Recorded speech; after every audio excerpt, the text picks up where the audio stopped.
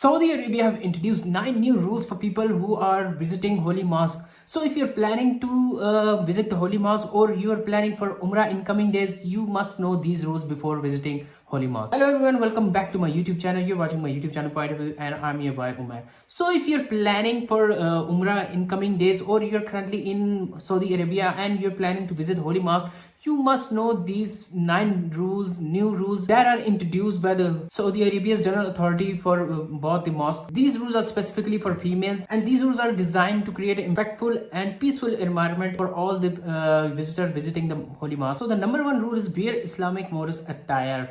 Usually it happens people come from different origin, different areas, say they don't care much about what they're wearing, so they must be aware of the dress code that are required to visit Holy Mosque.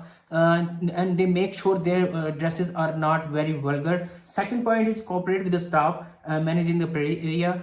Usually it happens that the guards that are inside the mosque keep on mocking everyone around what's sitting or sleeping in the floor. It happens usually when people go for tawaf. When they get tired, they used to sit down on the floor, and that makes a lot of mess around the area where people do tawaf. So the guards around there or the security guards, they all the time keeps on making everyone to move away from the floor. So everyone who is currently in mosque or Medina or Makkah, make sure they do not sleep or sit on the floor. Make sure proper alignment during prayers. Usually it happens that when the namaz starts, people don't usually don't care about the saf. So you make sure you know how to make proper safs. You must maintain cleanliness in all the area. Do not take anything that is not allowed inside the mosque or that can make mess inside the mosque. So you must be aware of the cleanliness of the mosque. Do not bring anything food or drinks inside the mosque, because that there is a possibility that it might fall and make cause dirtiness inside the mosque. Refrain from stepping on carpets